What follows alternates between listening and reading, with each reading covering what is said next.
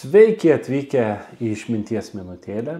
Kaip visą laiką stengiuosi bent vieną kartą į savaitę su jumis susitikti išminties minutėlėje ir šiandien pakalbėsime apie mokymąsi. Apie mokymąsi, egzaminus, pažymius ir ar iš tikrųjų tos mokslo šaknis turi tokios karčios būt? Pradėkime išminties minutėlę.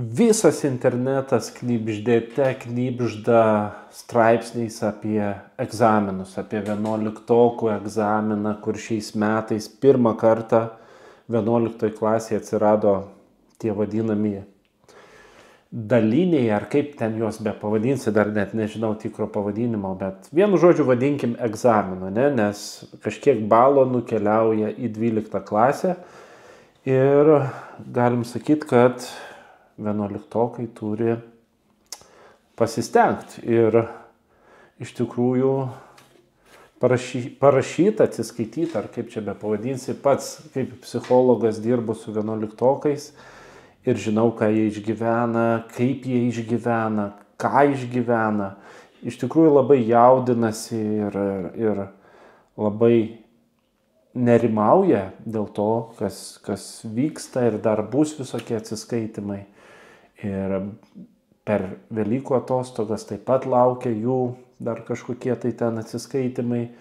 Vienu žodžiu, 11-okai, bent jau mano pažįstami 11-okai, išgyvena stresą. Ir man kyla klausimas, ar mokymasis turi būti toks, su dideliu stresu, su nežinomybė, kas tavęs laukia, jeigu nepasiseks išlaikyti, o jėtus kaip baisu. Ir aš atsimenu pats save.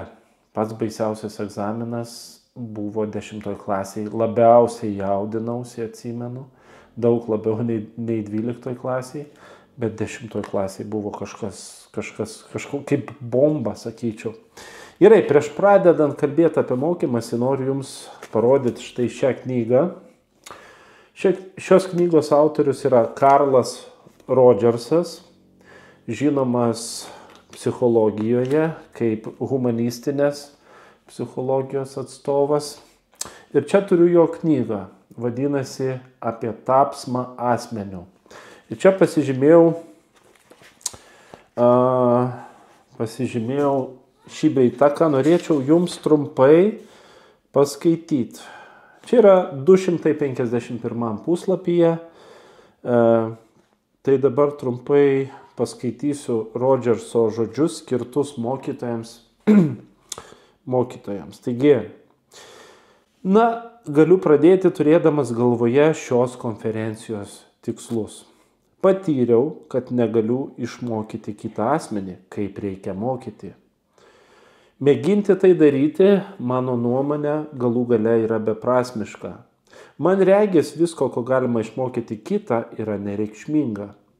Ir turi mažai arba visai neturi įtakos elgesiui. Tai skamba taip juokingai, kad pats negaliu nesuabejoti to, ką dabar sakau. Aš iš vis aiškiau suprantu, kad mane domina tik tos žinios, kurios turi didelės įtakos elgesiui.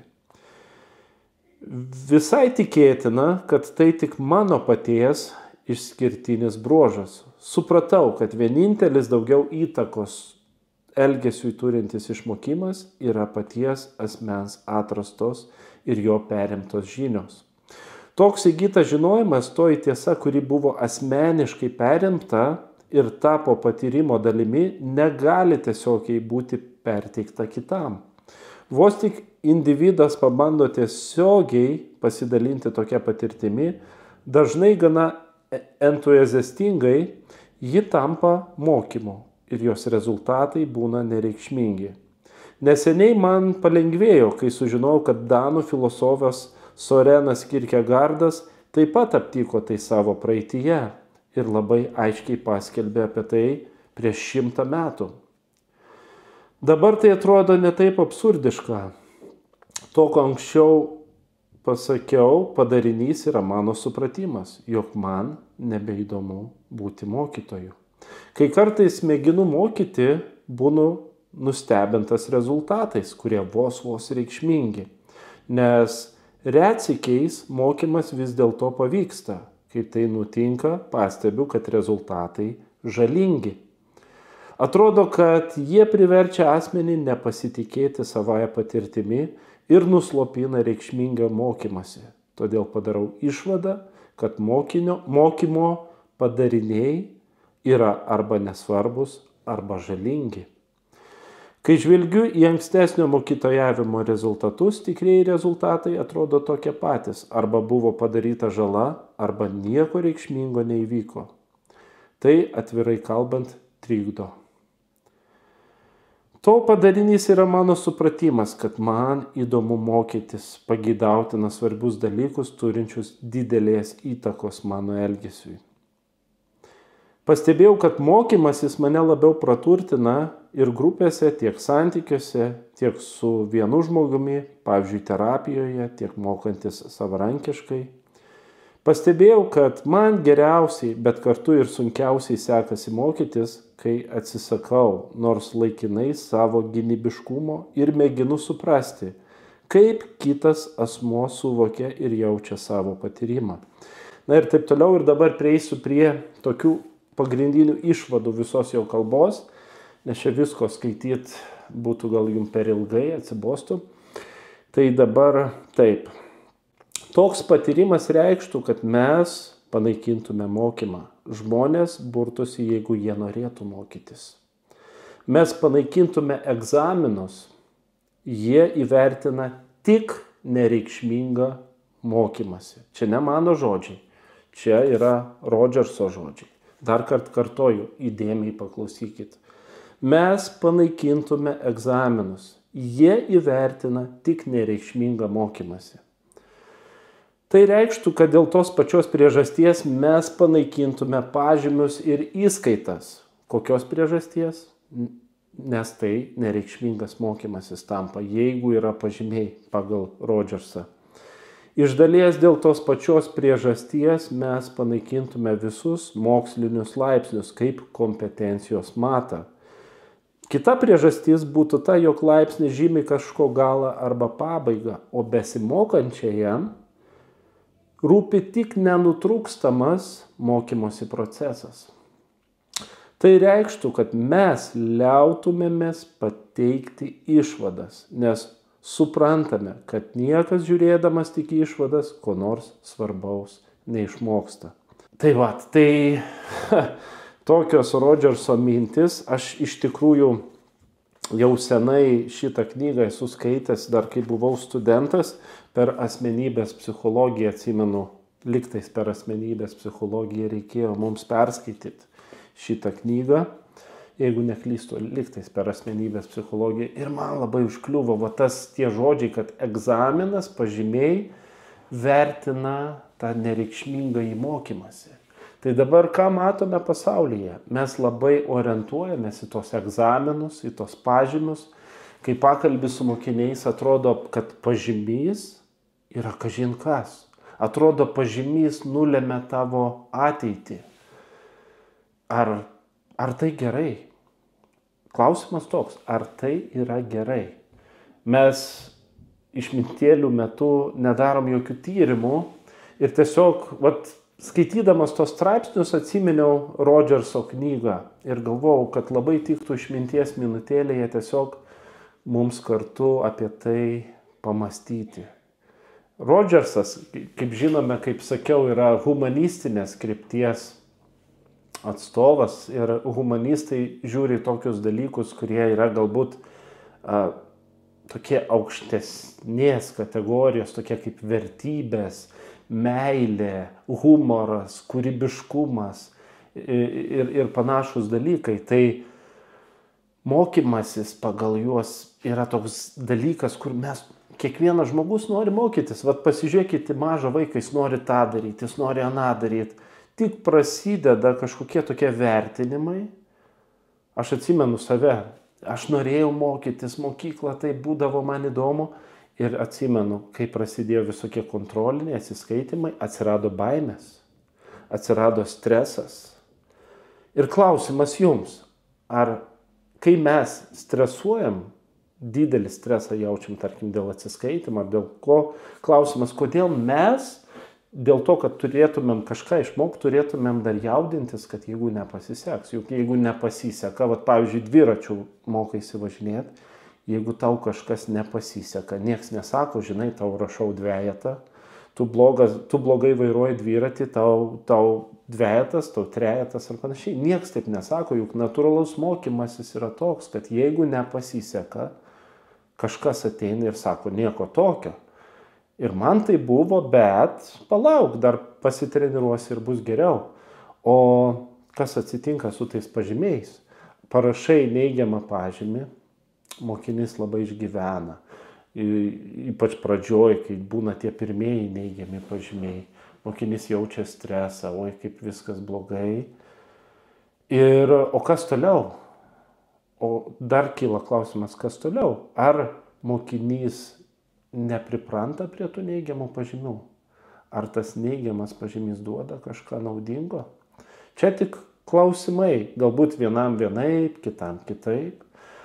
Bet žiūrėdamas į dabartinę situaciją, kai 11-okai stresuoja dėl to, kad ten baisus tie egzaminai jų laukia, bet to nėra tokių kaip atskirai, kad būtų egzaminai. Pas juos yra pamokos ir dar tie egzaminai, o per pamokas dar visokie kiti reikalai, namų darbai ir panašiai. Ir jie atrodo tokie pavargę. Ir atrodo, norėtųsi jiems padėti, norėtųsi pasakyti, mėgaukitės mokslu, nes mokslas yra geras dalykas, jūs tobulėjat. Bet kai yra tokie išgyvenimai, kai tie visi egzaminai ir kai atsimeni Rodžerso žodžius, dar pabandysiu jums pakartot, mes panaikintume egzaminus, jei vertina tik nereikšmingą mokymasi.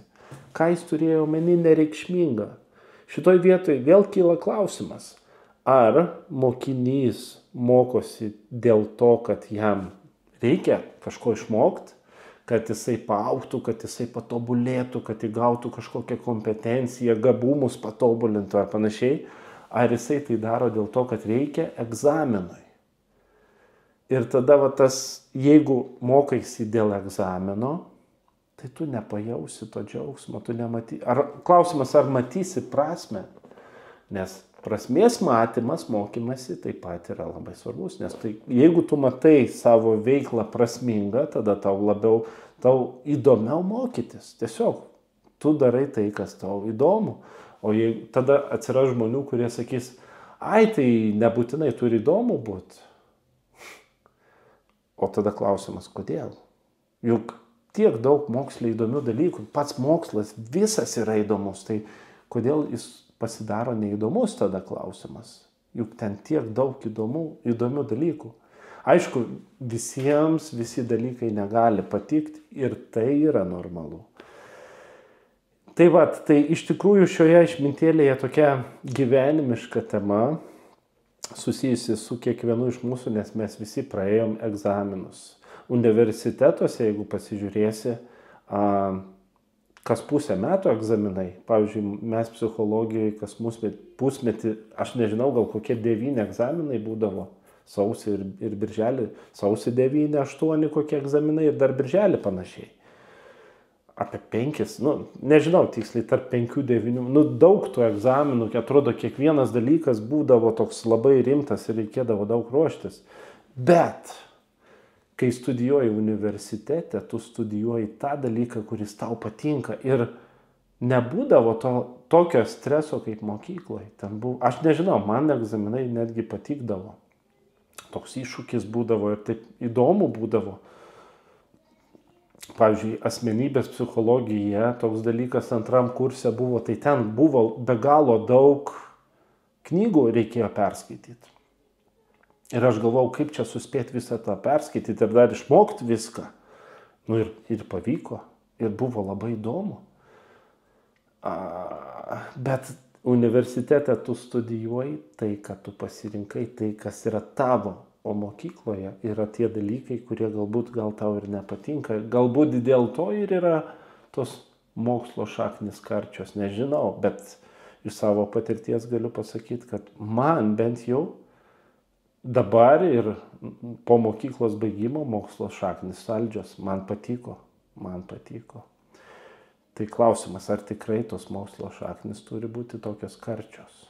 Kodėl mes darome jas karčiomis? Galbūt, jeigu pasižiūrėsime Suomiją, į Švediją, kiek pasikalbu su ten gyvenančiais žmonėm, tai ten nėra tokio kartumo.